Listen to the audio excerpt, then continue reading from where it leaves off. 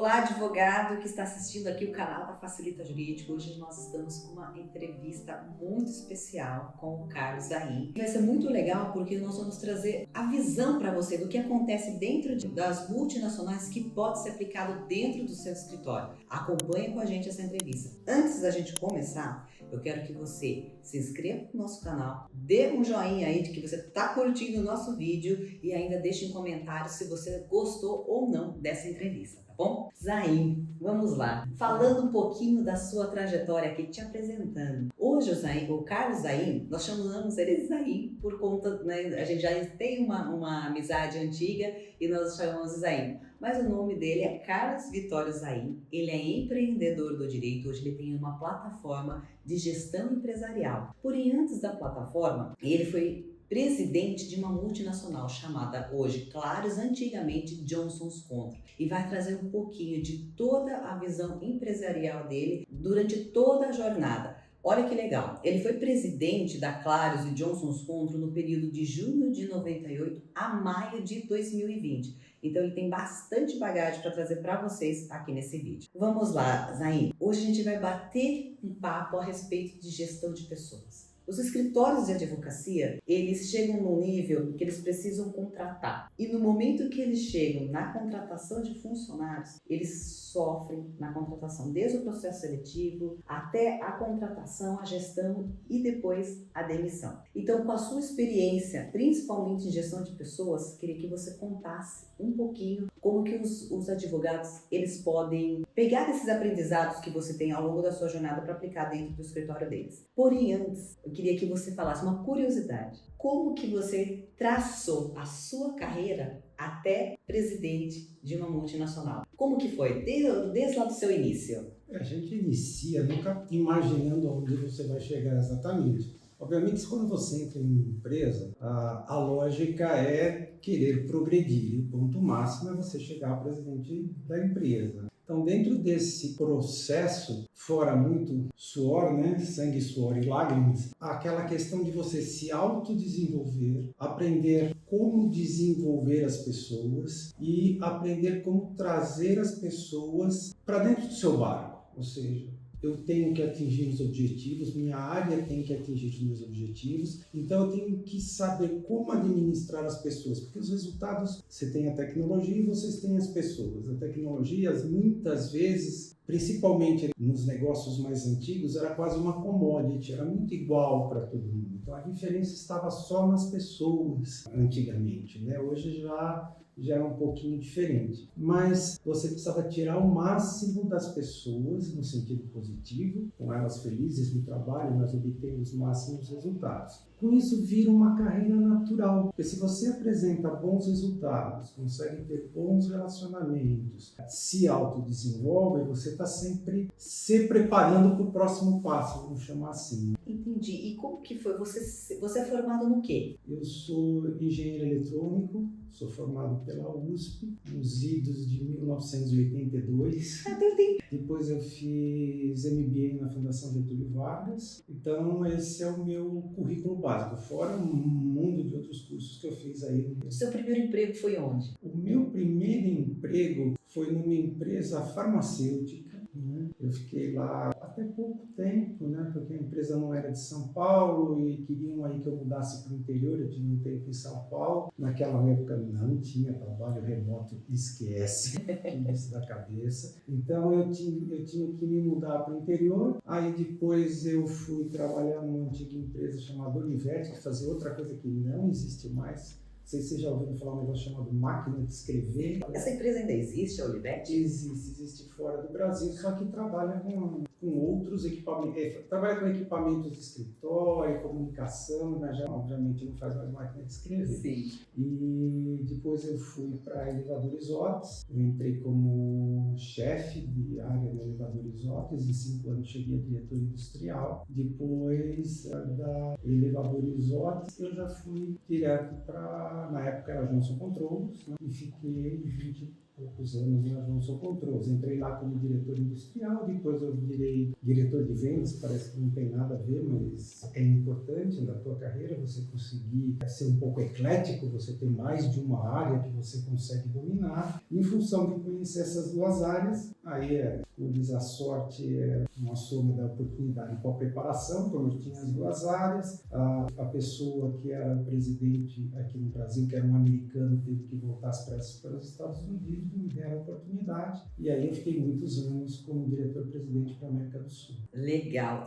E muito interessante. Então você me diz que o presidente, a principal função do presidente é desenvolver pessoas e para que elas possam alcançar os objetivos da empresa. Na verdade, são dois, né? Você tem que desenvolver as pessoas, dar um ambiente adequado de trabalho para elas, ter as pessoas certas nos lugares corretos e alinhar essas pessoas com os objetivos da empresa. Não adianta você ter um monte de gente feliz e contente dentro da sua empresa e que estão se desenvolvendo, etc., mas chegar no final do mês será prejuízo. Então, você precisa ter uma soma de fatores alinhando as pessoas com os objetivos e ter um sistema, obviamente, de controle que lhe permita avaliar se o que essas pessoas estão fazendo estão alinhados com os objetivos que você traçou para elas, para a área delas e depois para a companhia. Sim, entendi. Difícil, hein? Desafiador, hein? Minha época, eu chamo minha época, que é a época onde a gente não tinha toda a tecnologia que a gente tem hoje, era muito mais desafiador. Você vê que você fazia tudo isso com planilha de Excel, você tinha que ter um mundo de funcionários para acompanhar, o RH tinha que ter dezenas de pessoas, porque na verdade, quando você imagina que você vai ter que conhecer as pessoas, saber se estão satisfeitas ou não, fazer os programas de desenvolvimento, isso não tinha ferramentas tecnológicas.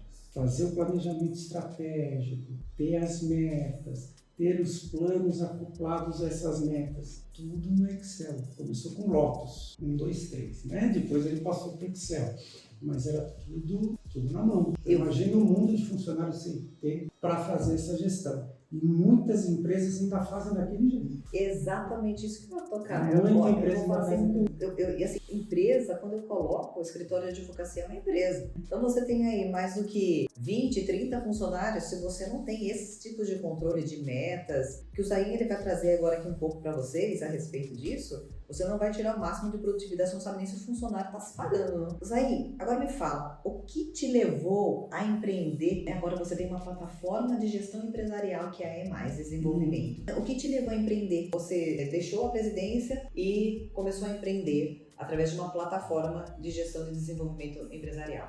Então, na verdade, quando você chega numa certa fase da sua vida, você começa a analisar o que você vai fazer depois do trabalho corporativo. As multinacionais também elas têm um certo limite que a presidência se mantém, etc. Então, o que eu vou fazer depois? Vou arrumar emprego em outro lugar? Eu já tinha passado da fase de arrumar emprego, eu queria empreender. E aí você faz a famosa pergunta, o que você sabe fazer? Eu vou pegar uma franquia de café, de pão de queijo? Não é isso que eu sei fazer. Então, a minha expertise estava sempre ligada a essa área de contratação, de administração e gestão das pessoas e fazer alinhar com o objetivo, fazendo o ciclo completo, né, com o controle. É isso que eu sei fazer. Tem uma equipe muito grande para fazer isso. Mas tem empresas pequenas, que você falou de 30, 40 funcionários. Para trazer essa gestão que dá certo nas grandes multinacionais, poder usar nas empresas menores. E aí a utilização da tecnologia. Então o que eu procurei fazer? Eu procurei juntar essa minha expertise de anos de experiência, cursos que eu fiz na China, Japão, Estados Unidos, Alemanha, um monte de lugar. Então, a ideia era juntar isso com a tecnologia e falar o seguinte, poxa,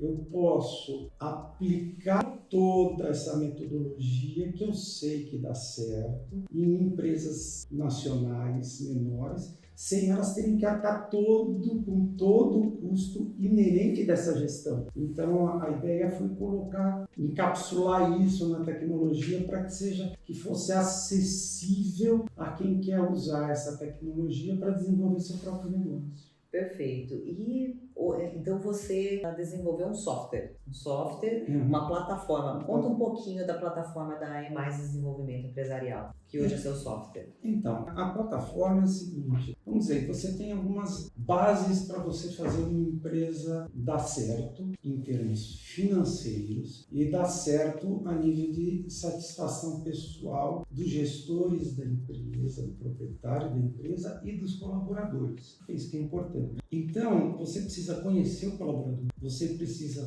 fazer o colaborador participar, você precisa desenvolver esse colaborador e você precisa conectá-lo com os objetivos da empresa. Para isso, então, quando você fala assim, o que é conhecer o colaborador? Eu preciso saber o perfil dele. Então, eu não conheço o escritório de direito, mas, por exemplo, provavelmente você tem trabalhos que são rotineiros e trabalhos que exigem mais imaginação, mais criatividade. Ok, eu vou contratar um funcionário. Eu preciso saber o perfil dele. Porque se eu for contratar uma pessoa muito criativa, que gosta de estar fazendo coisas novas, etc., e colocá-lo no trabalho rotineiro, ele vai ser um péssimo advogado naquela função. Exato. E o oposto também é verdadeiro. Então, eu preciso ter uma ferramenta que identifique o perfil para saber se é o perfil correto para aquela função, por exemplo. Então, nossa ferramenta tem isso. Legal, muito importante. É muito importante. Quando você contrata esse funcionário entra na sua empresa, você precisa ter aquela fase inicial de ramp-up desse funcionário. Como é que eu faço esse funcionário conseguir ter uma performance o mais rápido possível, começar a se pagar rápido? Então eu tenho que ter o que ele precisa saber para começar a exercer aquela função rápida. Então eu tenho que treiná-lo em alguns pontos. Então a plataforma também tem um módulo de treinamento, que você pode criar os treinamentos para cada uma das funções e deixar pronto. Teve o turnover, vem o funcionário, você já tem aquela base inicial. Então você já pode treiná-lo para fazer um ramp-up mais rápido desse funcionário. Tá? Então você fez o perfil, você o treinou para aquela função o mais rapidamente possível. Depois é importante você acompanhar a satisfação desse funcionário. Quem é líder, quem é o dono da empresa, quem é o gestor, etc., é uma pessoa automotivada. Mas, infelizmente, a vida não é assim. Eu estava vendo uma palestra ontem que pessoas realmente automotivadas são 3% da população mundial. 97% não são. Ponto. E você não contrata clones de você mesmo. Sim, isso é verdade. Não contrata. Então, você precisa transmitir a sua motivação. O Goldman fala, ele tem até um livro novo que fala exatamente isso. Ele fala assim, motivação é transmissível. E as empresas que têm sucesso é onde existe uma forma de repassar essa motivação. Então você tem que ter trabalhadores motivados. Você precisa fazer também uma pesquisa corretamente para saber se esse funcionário se sente motivado e se sente engajado. Se não, por quê? Você descobrindo o porquê, você tem que ter um plano de ação que você controla para mantê-lo motivado. Porque se você tiver dentro do seu escritório, no caso, todos os funcionários motivados, você obviamente vai ter um cliente satisfeito. O que é um funcionário motivado? Porque hoje a gente ouve tanto a respeito de motivação e cada um tem a sua teoria do que seria motivação. Nós vemos reportagens direto a respeito dessa semana de trabalho de 4 dias. Eu fico pensando como empresária, impossível 4 dias e os outros 3 a gente precisa de produção. O que seria essa motivação? Então, a questão da motivação é outra discussão bem grande, né? Um empregado motivado, alguns falam assim, é aquele que no domingo ele fica contente, ótimo, amanhã vou pro trabalho. Isso, a gente não tem essa aspiração tão grande, mas a verdade é o seguinte, vamos dizer assim, fatores higiênicos, fatores básicos, né? Então, o funcionário tem um bom local de trabalho, ele tem um equipamento correto, ele está num ambiente adequado, uma temperatura confortável. Isso é um básico. O E você também pesquisa, porque isso também varia de uma pessoa para outra. Às vezes no mesmo ambiente um está achando a temperatura alta e outro está achando a temperatura baixa. Essas coisas acontecem. Você tem que mapear esses fatores. Depois existem outros fatores, que são os principais. Nesses básicos eu incluo o salário, entendeu? O salário, eu não acho, na prática, que seja o principal. Ele se torna o principal quando ele é muito fora da realidade. Se ele estiver dentro da realidade, que ele veja que é o salário médio para aquela função, etc., isso não desmotiva o funcionário. Então, você tem esses fatorizando de ambiente, salário, mais tudo isso que eu te falei. Aí vem os outros fatores que são os mais importantes. Ele precisa conhecer os objetivos da empresa para estar alinhado com os objetivos da empresa. Ele precisa conhecer seus próprios objetivos e saber que o chefe está acompanhando. Ele precisa fazer parte de times que levem a atingir esse objetivo. Ele precisa entender a rotina. Ele precisa ter toda a documentação e regras de negócio que são necessárias para o trabalho dele disponíveis e corretas. Quando ele sente que ele faz parte da empresa, fazer parte da empresa é conhecer tudo isso. Faz parte da empresa conseguir dar todas essas informações para ele. Ele vai se sentir parte, e se sentindo parte da empresa, os resultados da empresa crescem automaticamente. Então, o que a gente colocou na ferramenta foi justamente isso. A gente pôs um módulo que faz todo esse levantamento da opinião do funcionário em relação a todos esses fatores. Nós colocamos na ferramenta um instrumento onde você coloca todos os objetivos da empresa e os objetivos pessoais e pode acompanhar. A gente colocou na ferramenta um sistema de controle de projetos, onde cada objetivo está associado a um projeto para ser atingido. Todo esse arcabouço necessário para ter uma empresa de sucesso através das pessoas, está tudo ali dentro. Então você não precisa ter um RH que nem eu tinha na outra empresa, tinha um RH com 18 pessoas. Nossa. Só o RH. Hoje eu diria para você que a mesma empresa que eu geria, que tinha 1.100 funcionários, eu conseguiria gerir com no máximo 2 pessoas, utilizando a ferramenta. Olha só que interessante. Você, dono de escritório, que faz tudo na planilha, você tem que ter essa ferramenta, você tem que ter a ferramenta da EMAS aí para poder gerenciar os seus colaboradores aí. Você está vendo quanto que aumenta de produtividade? Custo. Sua ferramenta reduz custos. A sua tecnologia reduz muito. É interessante, né, que quando você fala tecnologia reduz custo, a gente fala assim, bom, se na tua empresa você tem toda essa gestão de resultados, é porque você tem uma estrutura para administrar isso. Então eu falo assim, olha, colocando minha ferramenta, eu corto imediatamente 10 pessoas, 12 pessoas, 8 pessoas. Se você não tem essa ferramenta, mais do que reduzir custo inicial, você está evitando custo e ganhando oportunidades. Eu tenho uma ferramenta que eu consigo fazer uma avaliação de perfil de todas as pessoas que eu estou contratando para ver se encaixam no perfil da empresa.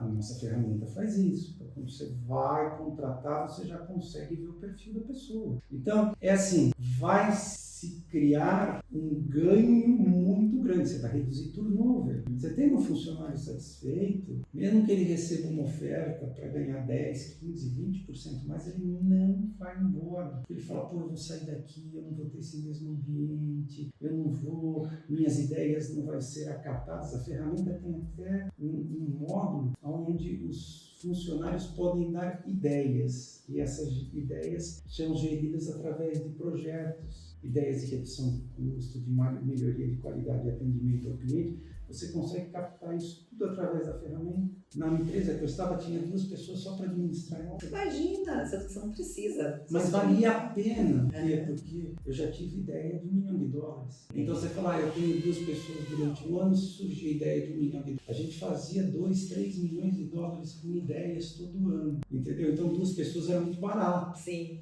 Mas, na verdade, com uma ferramenta como essa, eu não preciso nem ter as 2 pessoas. Então, tudo isso é um conjunto de coisas que você pode utilizar para a sua gestão, tá? Num custo extremamente baixo, tá? Um estagiário. Sim. Você consegue fazer toda a administração. Aí foi o que eu falei, que era o meu objetivo, conseguir trazer uma gestão que hoje você vê nesses livros de Harvard, não sei o quê, que eu fiz muito com esses professores nos Estados Unidos, você consegue trazer esse nível de gestão para uma empresa de 30, 40 funcionários, sem um custo. Imagina o quanto vai faturar essa empresa que consegue esse nível de gestão. Muda completamente.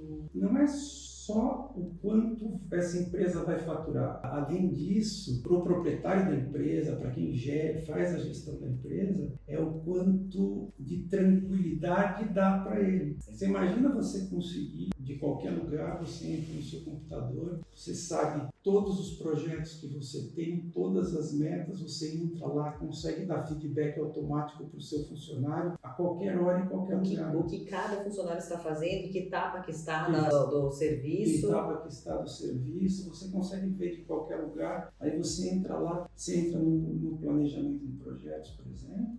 Dentro da própria atividade, você digita o que você quer que seja feito naquela atividade, que você vê que não está certo, está errado, aperta um botão, automaticamente o sujeito recebe um aviso no aplicativo, recebe um e-mail e fica registrado que você mandou aquilo dentro da atividade. Então você tem um controle completo do que está sendo feito em um histórico. Então você não se perde aquele negócio, onde é que eu mandei aquele e-mail? Quando é que foi? Deixa eu procurar aqui na minha listinha. Isso tudo, você faz um controle e um mapeamento completo do que você está fazendo. A minha ideia é realmente o que eu gostaria de ter tido e não tive, entendeu? Entendi. E que a tecnologia agora permite que eu... Foi uma dor sua. Isso. Foi uma dor sua que hoje você resolveu. Exatamente. Basicamente, como facilita jurídico. Era uma dor minha de não ter advogado, não ter estagiário, de querer uma plataforma para poder fazer minhas petições. Eu não tinha. Então, foi quando surgiu a ideia da Facilita Jurídico e eu coloquei isso em prática. Muito legal, né? História. É a transformação da dor numa pílula. Exato. Em vez da gente ter um tratamento complexo,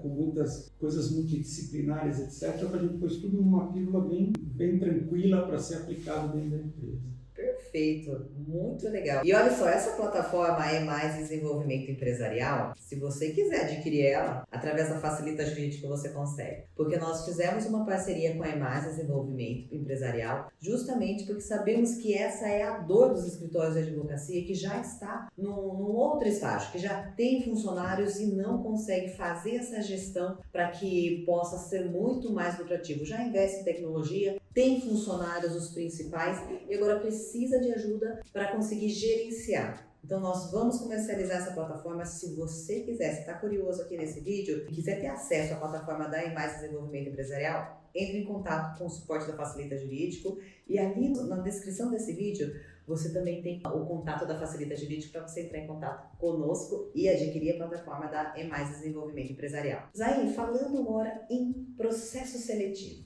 Os advogados, eles têm muita dificuldade em fazer um bom processo seletivo para encontrar a pessoa ideal. Fala para mim como que é um processo seletivo eficaz, que eu consigo achar o funcionário ideal para aquela função. Acho que muito mais do que isso. Quais os erros que hoje o empresário comete na hora que ele abre uma vaga e o que seria o ideal para ele conseguir achar o funcionário correto para a função? Na verdade, o grande erro é que normalmente a pessoa não sabe o perfil e as habilidades ideais para aquela função. Começa por aí, né? Você começa que muitas empresas não mapeiam profundamente a necessidade daquela função.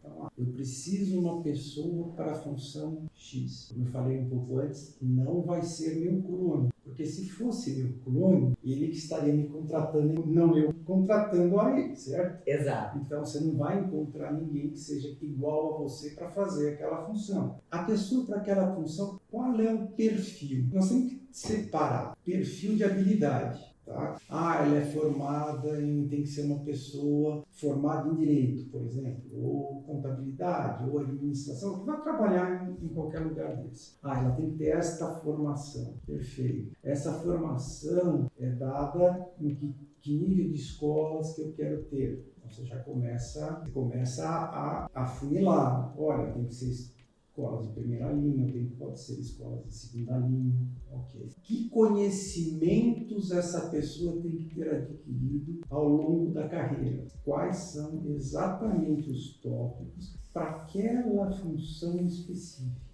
Ok. Depois, eu tenho que ver o perfil, eu vou dizer, do meu conhecimento de tratar com os advogados. Eu sempre percebi que o advogado tributarista, ele tem um perfil diferente do trabalhista. Qual que é a diferença? Bom, qual que é a diferença do trabalhista com o tributário da visão do Carlos aí? Não, na minha percepção, Isso. o tributarista, ele é muito mais técnico-matemático. Certo, perfeito. Ele precisa entender de números, ele tem que saber o que é um débito e crédito numa contabilidade, entendeu? Sim. Então ele tem que ter um conhecimento não só das leis tributárias, mas também de como funciona a contabilidade, como ele funciona o processo dentro da empresa para poder ser um bom tributarista. O advogado trabalhista, ele necessita ter uma empatia maior do que o tributarista. O tributarista pode ser muito empático, senão dá problema. Mas o trabalhista, ele tem que ser empático, ele vai lá, ele vai conversar com as pessoas, ele vai convencer uma pessoa de alguma coisa que o tributarista não precisa fazer, ele vai ter que ir lá convencer um juiz numa colocação oral. Normalmente o tributarista não faz isso, não tem esse encontro entre duas partes com o juiz, está tudo nos autos. Então ele tem que saber mais escrever do que falar. Então, são perfis diferentes de pessoas. Um precisa ser muito mais comunicativo, outro nem tanto comunicativo. Um tem que gostar de conversar com pessoas de todas as matizes, porque como um trabalhista tem que conversar desde do presidente da empresa até o operário, ele tem que falar com todo mundo, ele tem que ter esse, vamos dizer assim, muito mais jogo de cintura para tratar com as pessoas que tributarista. São perfis diferentes de pessoas, sim, não de conhecimento. Entendi. Entendeu? Entendi. Então você precisa ver o perfil se encaixa para aquilo que você está querendo. Entendo perfeitamente o que você está falando, mas como que um advogado vai saber o perfil da pessoa? O advogado que está ali no escritório dele, como que ele vai, o que ele precisa fazer para conhecer esse perfil? Ele aplica uma pesquisa de perfil. Tem pesquisas baseadas em toda uma teoria, né, sociocomportamental, que vai claramente te dar o perfil dessa pessoa, e também a gente tem dentro da plataforma, inclusive, que sai o perfil de trabalho, o que mais se aproxima ao perfil daquela pessoa. Você aplica uma pesquisa, ele vai responder aquela pesquisa, automaticamente sai uma tabulação que vai mostrar se essa pessoa é mais burocrática, é mais sociável, com que tipo de trabalho que ela se adapta mais, e tem toda dentro da ferramenta, inclusive, a gente tem toda uma explicação como ler aquilo, para você entender também quando você caracteriza cada uma das funções, né, dentro da sua empresa, você já diz o perfil que você quer para aquela função. Poxa, eu vou ter alguém que vai tratar com o cliente, é um perfil completamente daquele técnico que vai fazer outro tipo de trabalho. Então, você caracteriza os perfis que você quer dentro da sua empresa e você testa as pessoas que estão dentro, se elas estão adequadas ao perfil. Quando você vai contratar alguém, coloca lá o rol de pessoas que estão candidatas, você fala, olha, antes de entrar aqui, você vai ter que responder essa pesquisa. E aí você já faz o match, e você já faz uma pré-seleção pelo perfil. Então, pelo que eu estou entendendo, que você está passando para nós aqui, Zain, a maior falha é você não definir o perfil do candidato. O perfil do candidato. Na verdade, hoje a gente vê que o conhecimento técnico é importante. Só que quando você recebe o currículo, o que você vê? Experiências. Conhecimento. Exato. Eu tive experiência em A, B, C e D. Por que eu tive experiência A, B, C e D? Porque são iguaizinhos. Mas são pessoas. Mas são pessoas que podem ser completamente diferentes, não na aparência física, isso não interessa, mas elas são completamente diferentes no seu relacionamento pessoal. Sim. Então, é aí que muitas vezes a gente comete o erro. Aí você faz uma entrevista, os famosos meia hora, 1 hora de entrevista. É muito difícil você selecionar utilizar a entrevista, somente o processo de entrevista para escolher a pessoa certa. Porque as pessoas, em 1 hora ou meia hora que conversam com você, ela fala uma série de coisas para você, aí você vai contratar ou a mais simpática, ou naquele dia que deu mais certo, ou, como eu falei, um clone de você fala assim, esse cara é mais parecido comigo. Apesar de eu ter sido diretor de vendas, eu não sou um vendedor nato, minha função é técnica. Então, se eu falar assim, eu não sou um vendedor, eu não sou uma pessoa de vendas natural. Para mim foi ótimo ser diretor de vendas, porque aí eu geria as pessoas que tinham esse perfil, vendedores. Então, eu fiz o quê? Eu fiz gestão de pessoas, eu não fiz vendas, não era eu que vendia.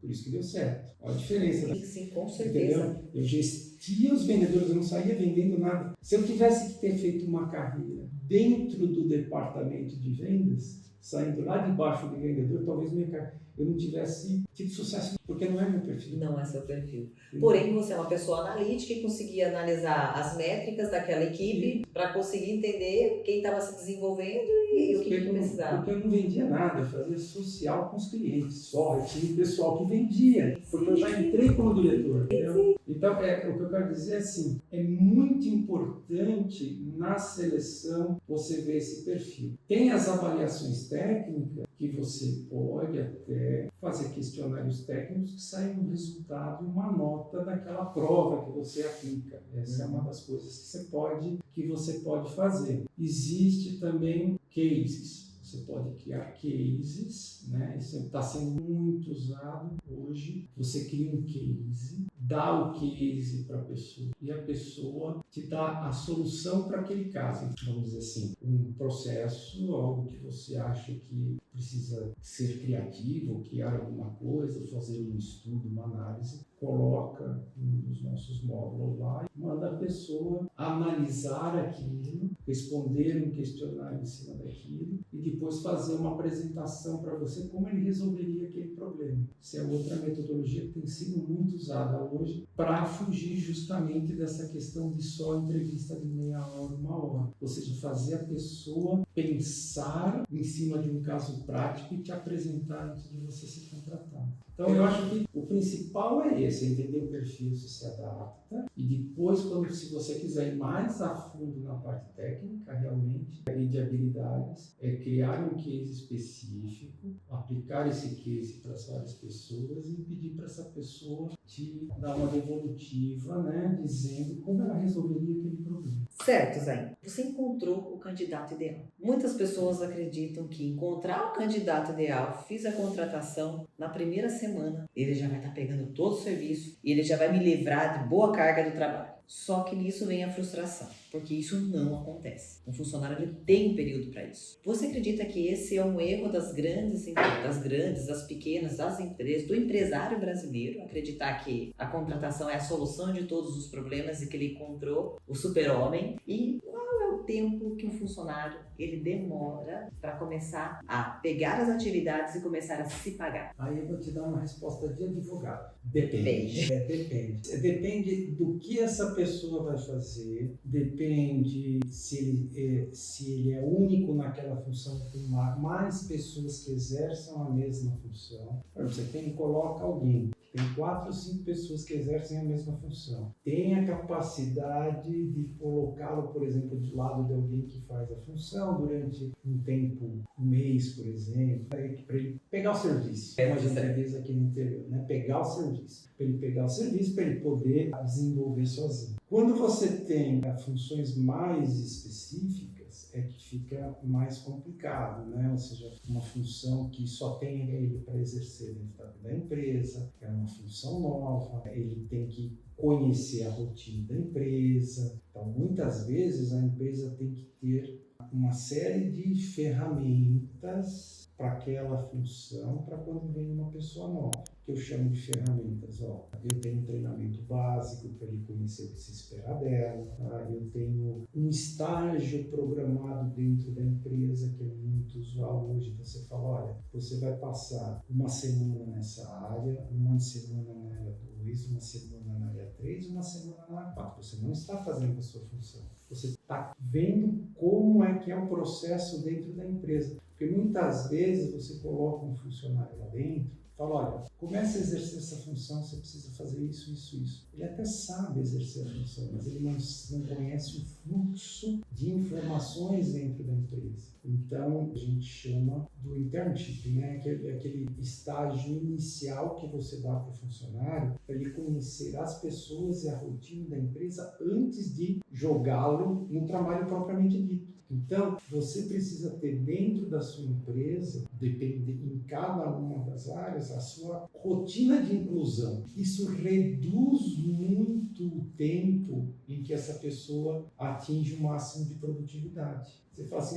já vou jogar ele ali porque eu preciso que ele comece. Só que você acha que você está ganhando, mas você está perdendo, porque ele vai produzir muito pouco durante muito tempo. E ao invés disso, você fizer um programa de inclusão e tiver a documentação necessária para ele estudar, para ele entender o que precisa ser feito, e talvez ter alguns treinamentos básicos para ele entender o que ele precisa fazer dentro daquela empresa estruturada, depois de 60 dias ele já está 100% da produtividade. Se você pega um sujeito, joga ele lá dentro e fala, se vira pelo serviço, ele até atingir o máximo da produtividade, ele leva 8 meses, um ano. Nossa! Então você está me falando que se eu tiver um plano de inclusão, onde nesse plano de inclusão eu tenha documentação do que aquela pessoa ela vai fazer, e ainda um outro funcionário designado para passar toda a rotina durante um período, esse funcionário começa a rampar durante uns 2 meses? Depende um pouco da função. Quando de alguém, por exemplo, trabalha muito em fábrica, você coloca alguém para fazer um trabalho de operário, fazer uma montagem, você colocando alguém do lado que possa transferir ou ele acompanhar, 30, 60 dias ele está com uma produtividade, vamos dizer, 80, 90% do funcionário mais antigo. Logicamente tem suas diferenças, mas você consegue fazer uma produtividade relativamente rápida. Aí você pega, por exemplo, uma outra pessoa que não tem ninguém para ensinar, aí você fala, estou trazendo essa expertise de fora, é algo novo. Como é que eu consigo o máximo de produtividade desse funcionário? Ou integrando mais rapidamente possível nas rotinas da empresa e fazendo com que ele conheça as rotinas da empresa. Isso varia um pouco de função para função. Agora, imaginar que você põe um funcionário e ele começa a produzir 100% no primeiro dia é muito difícil, tá? É muito, muito, muito difícil. Na realidade, eu acredito que isso não é possível.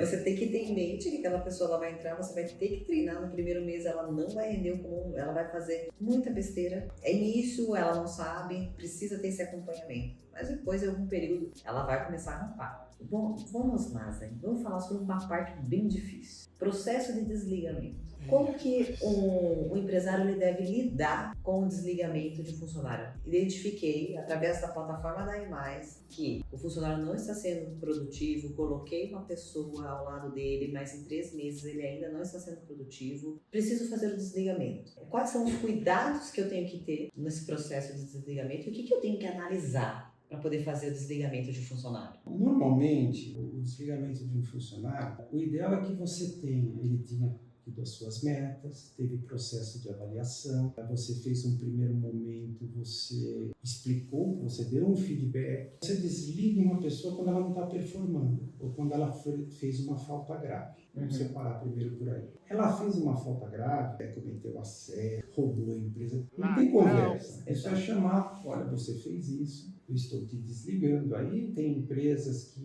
desligam por justa causa, outras preferem não desligar, mas a pessoa sabe o que fez, então isso aí é uma coisa assim, tranquila. Certo. A outra coisa que é um erro muito comum é você desligar uma pessoa por falta de performance sem nunca ter dado um feedback. Você nunca fez uma avaliação, você nunca deu um feedback, você nunca corrigiu aquela pessoa, você viu que ela estava indo mal e aí você manda embora. Aí a pessoa vira para você, por que eu estou sendo mandado embora? Porque ela tem razão, ela tem absoluta razão. Por que eu estou sendo mandado embora? Porque você não performou isso. Eu não sabia. Eu via que você não queria falar comigo, estava sempre emburrado comigo, bravo comigo, mas você nunca me deu um feedback. Que é a avaliação. Nós temos um modo de avaliação do funcionário. Então você avalia o funcionário e dá o feedback. faz um trabalho de recuperação desse funcionário. Passou um certo tempo, você avaliou novamente e ele não melhorou, é a coisa mais simples do mundo. Meu amigo, fiz uma avaliação, disse o que você tinha que melhorar, te dei a oportunidade, perguntei em treinamento se você queria fazer, você fez, mas você não melhorou. Eu vi aqui, inclusive, nas suas metas, que você não atingiu as suas metas. E não existe discussão, não existe... Você tira a sua subjetividade do processo de demissão. Não é um processo mais subjetivo. Você foi avaliado pelo seu chefe, você foi mal, você foi avaliado pelos pais, você foi mal, você tinha uma série de metas que você não cumpriu. Eu não tenho nada pessoal contra você, só que a minha função é fazer a empresa ir para frente. Então, você absolutamente tira toda a pessoalidade do processo. Você fala, ó, sinto muito, a regra aqui na empresa é o seguinte, fez análise de performance, foi mal um ano, no segundo ano não melhorou, eu vou trocar. Tá vendo o número aqui? Seu número devia ter dado tal e tal e tal, foi ruim no ano passado, foi ruim agora depois de 6 meses, ou de 3 meses, um ano, você vai escolher o período. Eu não tenho alternativa, esta é a regra da empresa.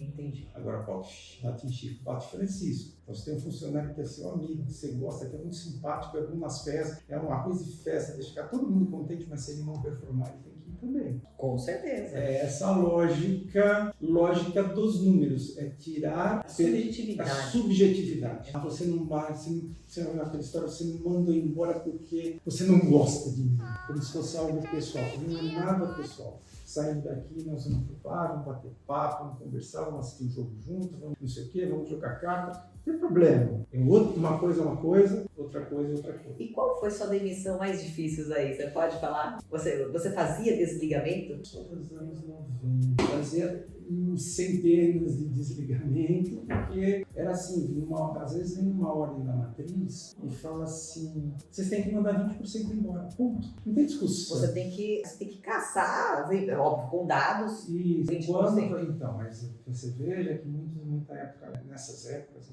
anteriores, você não tinha esses dados, você não tinha avaliação de desempenho, você não tinha metas para todo mundo. Então aí vira uma coisa, entre aspas, de percepção pessoal. Isso que é ruim. Entendo. Isso é coisa ruim. Eu tive um amigo meu que teve uma empresa muito grande de consultoria de recursos humanos, trabalhou para centenas de empresas, e ele falava assim, quando você manda uma pessoa embora, que você deu a chance para ele performar, você está fazendo um favor para ele. É verdade.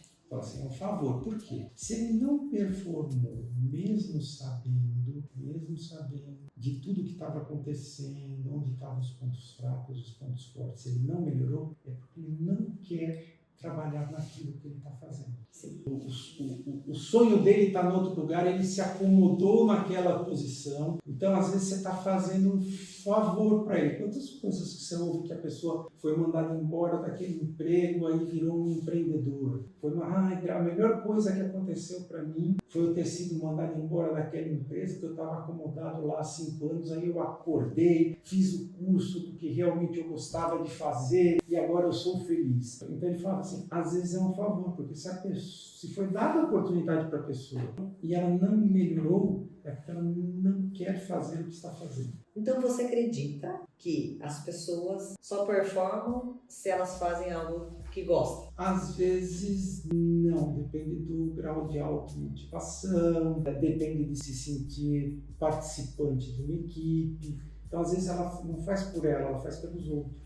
Já tive casos assim, você põe uma pessoa fazendo o que ela não gosta, mas ela sabendo que fazendo aquilo corretamente, ela vai ajudar o grupo. Sim. Então ela faz. Ela faz porque ela está fazendo como parte do grupo. Por isso que é importante também toda essa questão de você integrar o grupo e você conseguir fazer uma participação coletiva dentro das metas da companhia. Eu diria assim, é condição necessária, mas não suficiente ela não gostar daquilo que ela está fazendo, entendeu? Ou seja, ela pode não gostar daquilo que ela está fazendo, poxa, mas eu gosto tanto de trabalhar aqui que eu vou fazer o meu melhor pelo grupo. Entendi. Eu, por exemplo, eu gosto muito da Facilita, eu gosto muito de trabalhar, mas eu faço. Mas tem tarefas que eu tenho que fazer, mas eu não gosto. Eu acredito que isso é inerente de qualquer função. Aí que entra a parte do perfil. Uma pessoa tímida para trabalhar em vendas não vai rolar.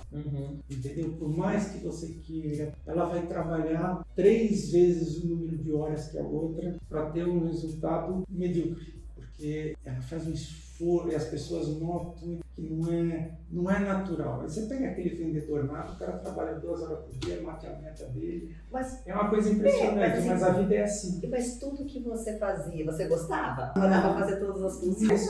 Por isso que eu falo, muitas das coisas que eu fazia pelo time, fazia pelo equipe. Sim, exato. Eu sabia que fazia parte de um conjunto de coisas, tá? Mas é assim, nessa função você tem que, o que você tem que gostar mais é de gerir pessoas, de liderar pessoas. Então, Sim. eu gostava disso. Então aí tem um monte de subfunções inerentes a isso que eu não gostava. Sim. Mas eu sabia que para fazer essa coisa maior, eu tinha que me submeter a um monte de coisa que você nem imagina. Exato. Para aturar aquilo ali. O problema é a essência da coisa, quando você não gosta da essência do que você faz. E me fala uma coisa, acho muito curioso, pelo menos para mim é curioso, não sei se para você que está vendo esse vídeo também é. Porque nós vemos manchetes, McDonald's demitiu 15% do time mundial, por exemplo. A Amazon demitiu substituindo por tecnologia. Você falou agora que vinha da matriz a ordem de demitir 20% das pessoas. Como que isso era recebido por vocês? Essa ordem você tem que cumprir, né? Mas por que vinham essas ordens? Era por conta de resultados? Era por conta de uma tecnologia que eles vão substituir? Como que é? Muitas variáveis, né? Hoje a gente ouve falar muito, né, dessas demissões, principalmente das Big Techs, etc., porque entra uma tecnologia nova. Às vezes porque deixou de entrar, então, eu vou criar o Google Vision, o óculos 3D, não sei o que, aquilo não funciona, eles mandam recontratar. Sim. Porque aquela tecnologia não funcionou. Aí toda a equipe que trabalhou nessa tecnologia vai embora. Sim. Aí hoje a gente tem muita inteligência artificial que está substituindo muitos trabalhos burocráticos, isso vai acontecer cada vez mais. Assim, naquela época que eu falo, quando não existia essas grandes substituições tecnológicas, né, que você fala assim, vou mandar 20% embora, porque agora que McDonald's agora tem uma loja nos Estados Unidos que eu li no jornal, né? Estou falando, vendendo o peixe conforme eu comprei, que 90% de todas as atividades são mecanizadas, inclusive colocar um hambúrguer na chapa e sair um hambúrguer pronto. Eu acredito. Então, você vai falar, um dia vai valer a pena implantar isso no Brasil, não sei, pelo custo da mão de obra, provavelmente hoje não. Mas o que eu quero dizer para você é o seguinte, é muito poucas as ordens que vinham nesse sentido de grandes cortes em função de tecnologia. O que vinha muito era realmente em função de resultados. Eu lembro uma vez aqui, nós tivemos aquela crise na época da crise de subprime nos Estados Unidos, que acharam que ia ter uma recessão mundial enorme. A empresa preventivamente resolveu cortar 20% porque fez a projeção, ia cair o faturamento de tanto, ia isso, ia aquilo, aquilo outro. Eu falei para o meu chefe, olha, eu acho que no Brasil não vai acontecer isso, por causa disso, não temos espaço para crescer crédito, não vai acontecer. Ele falou, eu até concordo com você, mas a ordem é, ponto. Tanto é que nós demitimos em janeiro e contratamos todo mundo de volta em abril.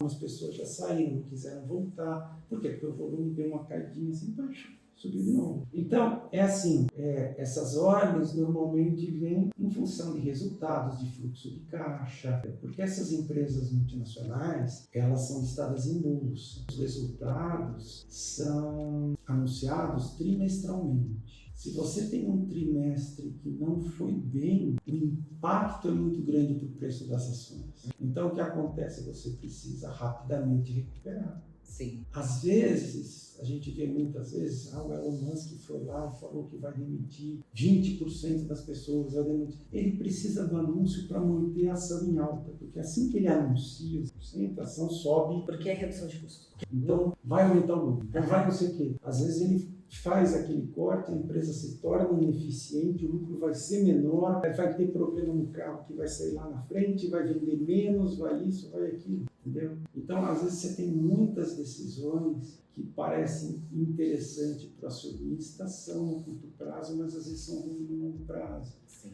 Mas, infelizmente, felizmente, as empresas listadas em bolsa, elas são muito de curto prazo, extremamente de curto prazo. Entendi.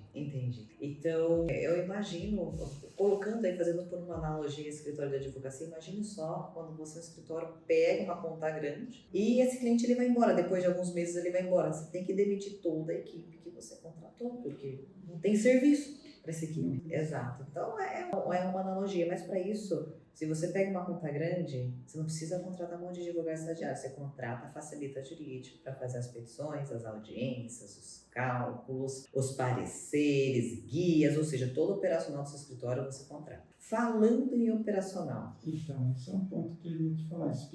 Essa mudança na legislação brasileira que permitiu a gente contratar temporários durante um período, mesmo na linha de produção, é um dos motivos que subiu a produtividade e você conseguir contratar empresas terceiras para fazer o trabalho na linha de produção. Sim.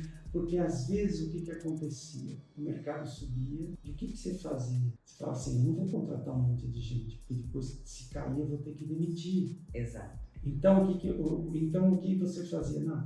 Melhor aumentar o preço. Eu dou uma aumentadinha no preço, se acomoda naquele volume que eu posso produzir e eu ganho, mesmo que eu perca um pouco de mercado, o outro também. Então isso faz todo mundo fazer isso, quem tinha medo de contratar. Hoje você pode contratar uma empresa terceira para fazer aquele trabalho. Se cair o volume, você evitou a contratação e você evitou a demissão. Então essa legislação é um dos motivos que a taxa de desemprego tem caído muito no Brasil. Isso é muito interessante. Então, essa técnica que as grandes indústrias utilizam, pode utilizar no seu escritório. Por que não? Quando nós criamos o modelo de negócio facilita jurídico, não foi baseado no mercado jurídico tradicional, foi baseado no que as grandes empresas fazem, no que as multinacionais fazem. Então, é possível você aplicar o que eles fazem dentro do seu escritório, como esse software de gestão empresarial da EMAIS, você pode aplicar porque as grandes empresas utilizam isso, você pode aplicar a tecnologia da Facilita Jurídica, você não tem um monte de operacional inchado, você vai ter só a nossa tecnologia no seu operacional e somente as pessoas mais importantes e produtivas no seu escritório. Porque eu vou dizer uma coisa, é difícil achar pessoas produtivas? É difícil. O brasileiro, ele é produtivo? O Brasil é um dos países que nos últimos 30 anos teve as mais baixas taxas de crescimento de produtividade. Quem são os mais produtivos? Você vai pegar Estados Unidos, você vai pegar Singapura, você vai pegar Suíça, E por que essa diferença? É educação? Por quê? Na verdade, você começa por vários pontos. Como existe um nível de educação mais alto também, existe uma tendência maior do uso da tecnologia e da automação. Sim. Tá? Então, a produtividade acaba crescendo em função disso. Porque você tem a utilização de mais tecnologia dentro de qualquer tipo de serviço que você vai fazer. Tá? Ou então, você vai em um restaurante, então o sujeito vai automatizar a mesa, vai fazer uma série de coisas para ter menos garçons, porque custa uma fortuna. Claro. Você vai automatizar a cozinha para ter menos cozinheiros, porque custa uma fortuna. Aqui no Brasil, como ainda tem essa lógica de ter muita mão de obra barata, mas de baixíssima qualificação, sua produtividade é assim. Você acha barato a mão de obra brasileira, visto a legislação trabalhista? Então, aí você tem que por outro lado também. Hoje, quando você vai automatizar alguma coisa no Brasil, também é muito caro, porque tem muito imposto naquilo que você traz para automatizar. Aí, quando você vai automatizar também, você tem a taxa de juros que é muito alta.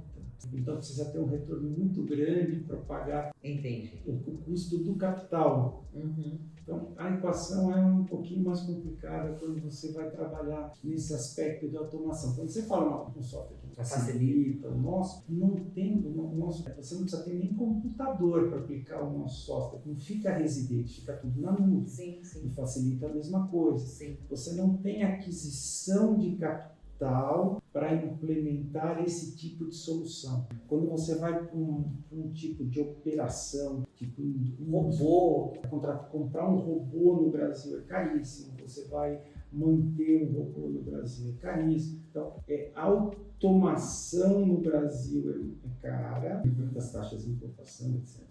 etc., o custo de capital é muito alto. Então, às vezes, isso bloqueia esse nível de crescimento de produtividade. Você desbloqueia o investimento inicial que precisa ser feito porque não tem crédito. Não tem crédito. Ou para conseguir o crédito é um juros absurdo. Ou a médio prazo vai ser bom. Então, mas aí você fala assim, Mas vou investir $1 milhão no robô. Vou ganhar $150 mil por ano sem comprar esse robô, só de juros. Entendi. Você fala assim, cara, para que eu vou comprar um robô? Você entendeu a lógica da coisa?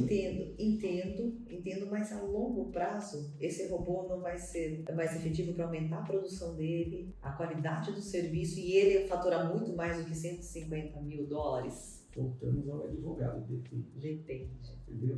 Eu vou ter mercado para o meu produto. O Brasil, para exportar, tem uma carga tributária muito grande embutida dentro da exportação. Então, eu tenho pouco acesso ao mercado externo, eu tenho que trabalhar só no mercado interno. O mercado interno é protegido. Para que eu vou arriscar automatizar se eu sei que eu só vou conseguir vender no mercado interno e esse mercado interno está protegido, eu me protejo? Foi uma equação que nós criamos nesses últimos 30 anos que nos tirou fora da cadeia de produção global. Quando a gente fala assim de produtividade, a gente consegue ver só a cabeça ali do iceberg, mas na realidade o problema está muito... Quando a gente fala de empresas de serviços, é completamente diferente da indústria, porque a indústria caiu muito no Brasil e serviços ainda continuam crescendo. Olha, a gente até consegue aumentar a produtividade na área de serviços e a gente também tem poucos serviços importados. Os serviços são mais produzidos aqui para nós mesmos. Então, a gente tem essa possibilidade de aumentar a produtividade. O problema que a gente tem hoje é que ainda existe uma certa resistência. Você tem a Facilita, você tem lá todos os seus clientes, etc. Mas se você vê o universo que ainda não automatizou nada, Sim. É enorme.